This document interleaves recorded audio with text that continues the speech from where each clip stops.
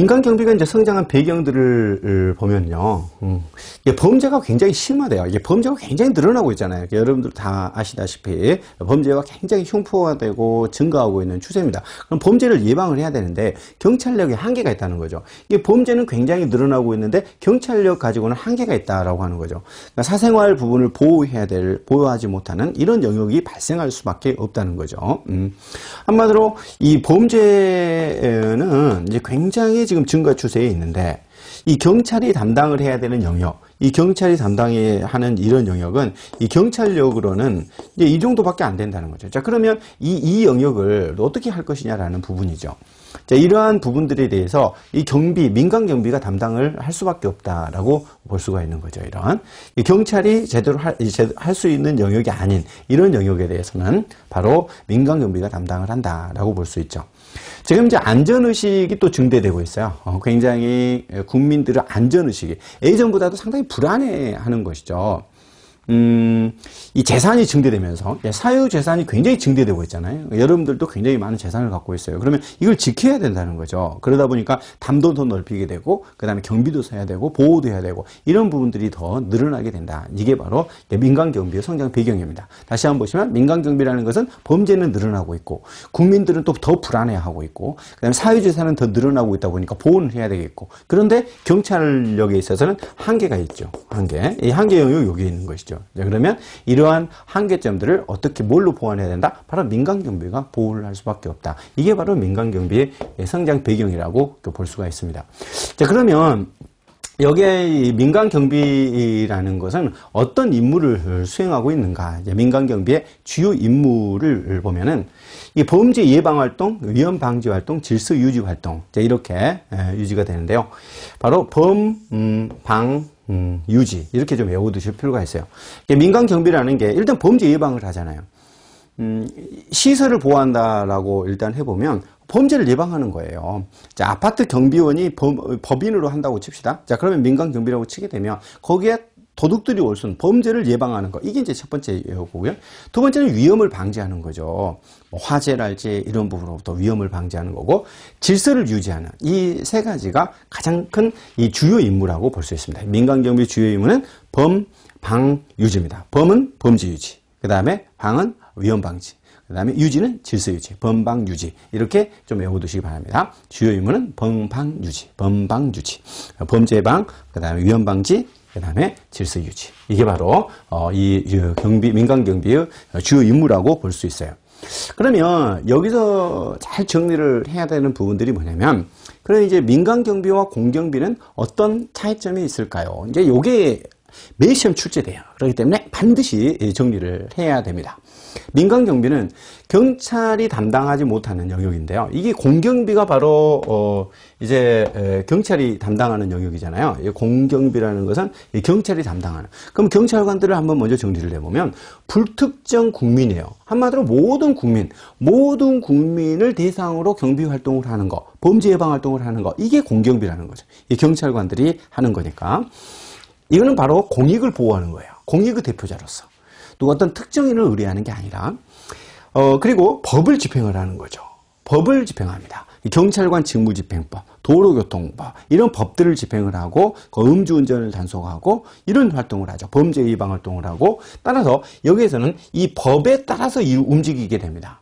돈을 받고 하는 게 아니죠. 특정한 의뢰인의 요구에 따라 움직이는 것이 아니라 이미 정해진 법에 따라서 모든 국민을 대상으로 경비 활동을 하는 겁니다. 따라서 이거는 일반적이고 포괄적인 거예요. 어떤 특정 한정된 경비 활동만 하는 것이 아니라 모든 국민을 대상으로 공평하게 이루어져야 되죠. 이걸 가르쳐서 공공재라고 하는 겁니다. 그러면 그분들은 특정한 어떤 경찰관들이 보수를 받나요? 그렇지는 않잖아요. 월급을 받는데 이 세금으로 이루어지잖아요. 공무원 보수 규정에 따라서 이미 기본급이 정해져 있고 그 기본급에 또 따른 수당까지 합해서 나오게 되는 이게 월급이기 때문에 특정한 사람한테 돈을 받으면 뇌물죄로 처벌되게 되잖아요. 그렇죠. 그렇기 때문에 특정한 사람한테 돈을 더 받으면 안 돼요. 그리고 이거는 경찰권이라는 것을 이미 가지고 있어요. 경찰은 단속권을 갖고 있죠. 그렇기 때문에 경찰을 만나면 좀 피해지죠. 안전벨트를 찾는지 이렇게 피하게 됩니다. 자, 그러면 일단 먼저 이제 공경비를 먼저 좀 알아봤어요. 그럼 공경비에 대비되는 개념은 어떻게 될까 볼까요? 민간경비라는 것은 이 불특정이 아니라 특정한 사람들이에요. 의뢰인. 우리 아들 좀 지켜주라. 내 건물 좀 보호해주라. 라고 하는 특정 의뢰인을 대상으로 하기 때문에 이걸 사익이라고 하는 거예요. 공경비에서는 공익을 보호를 한다면 민간경비는 어때요? 사익을 보호하는 것이죠. 이런 측면들이 여기에 있는 겁니다. 그러면 여기 역할을 보면은 이게 법령으로 하지만 여기 그렇지 않아요. 계약에 따라서죠. 계약서를 쓰는 거죠. 얼마를 줄래? 그래, 내가 이만큼 해줄게. 서비스를 해줄게. 보수를 받고 보수를 받은 만큼 서비스를 해줘요. 하지만 경찰은 그렇지 않죠. 법에서 정한 만큼 임무를 수행해야 돼요. 범죄 예방 활동, 질서 유지 활동, 그리고 서비스 활동 이런 것들을 다 행사를 해야 되죠. 법령에 따라서. 그러나 여기서는 계약에 따라서 이루어지게 된다는 거죠. 그럼 서비스를 보면은 여기 일반적이잖아요. 누구 특정한 사람한테 하면 돼요? 애인이 산다고 거기만 순찰 돌면 돼요? 그렇지는 않잖아요. 여기서 저기 다 공평하게 순찰을 돌아줘야 되잖아요. 그렇지만 여기는 그렇지 않다는 거죠. 계약에 따른, 계약에 맞는 그 지역만 순찰을 돌면 되는 거예요. 이게 바로 특정한 사람한테만 하면 되는 것이고 돈을 받고 하는 것이잖아요. 따라서 이걸 경제제다 이렇게 이제 말을 하겠죠. 이제 경제제다. 여기는 이제 공공제인데 여기는 경제제로 일단 들어가도록 하겠죠. 여기 이제 주체를 보면은 여기는 이제 세금으로 하는 정부에서 하는 거예요. 우리는 국가경찰이라고 하거든요. 제주도는 자치경찰이긴 한데 어찌 됐건 정부, 중앙정부와 지방정부에 속해 있는 거예요. 그런데 여기는 영리기업인 거죠. 법인으로 이루어지거든요. 법인으로 이루어지게 되고요. 그리고 영리기업체에서 요구를 해오니까 결국 이거는 사적인 관계라는 거죠. 계약에 의해서 이루어지는 관계다라고 볼 수가 있습니다. 이러한 공경비로 되지 않는 이러한 영역에 대해서 뭘로 보충을 해줘요? 이러한 민간경비가 이 부분에 대해서 보충을 해주는 거다라고 이렇게 이해를 하시면 되겠죠. 그럼 이거는 경찰권이라는 강력한 권한을 갖고 있지만 이건 그렇지 않아요. 사적인 권한이에요. 사적. 일반인과 동일하다라고 볼 수 있기 때문에 수사권을 행사할 수는 없어요. 공경비의 경우에는 이 경찰권의 개념에 넓은 의미의 수사까지도 할 수 있어요. 형사처벌을 위한. 그러나 여기에서는 그런 권한을 가지면 안 되겠죠. 뭐 수사를 할지 이런 권한을 행사하면 안 되기 때문에 틀리게 되는 거죠. 수사권을 행사하면 안 돼요. 자, 그런데 공통점도 있어요. 범죄 예방 할 수 있죠? 그 다음에 범죄 감소를 목표로 삼고 있어요. 어차피 민간경비도 공경비는 범죄를 예방하는 활동이죠. 경찰이 범죄 예방 활동에 한계가 있다 보니까 경찰의 한계가 있어서 결국 민간경비가 태동했다라고 말씀해드렸죠. 따라서 범죄 예방은 공통점이에요. 질서 유지도 마찬가지죠.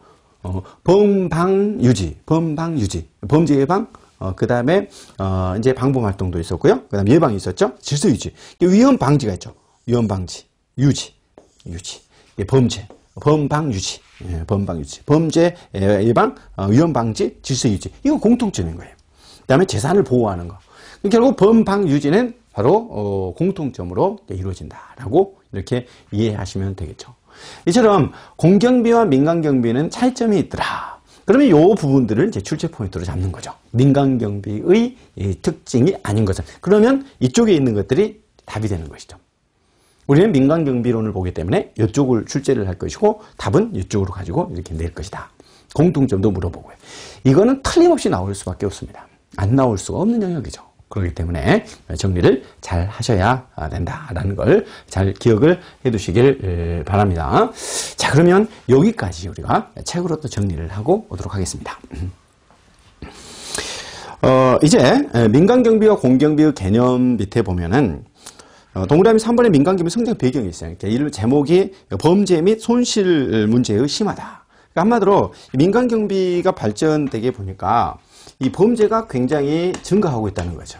범죄는 굉장히 증가를 했다. 늘어나고 있다. 범죄는 증가를 했다. 그 다음 밑에 보면 국가 공권력, 경찰력에 한계가 있다는 게 범죄는 증가를 했는데 이 경찰력에는 한계가 있다는 거죠. 경찰력의 한계가 있다는 거죠. 이 범죄를 증가하는 부분에 대해서 인구, 주요 시설의 대도시에 집중을 해요. 예전에는 어떤 봉건사회에서 농경사회였단 말이죠. 그러나 대도시로 오게 되면 산업화되면서 대도시로 오게 돼요. 분업화 사회가 된단 말이죠. 그러다 보니까 경쟁사회가 돼요. 범죄가 늘어날 수밖에 없죠.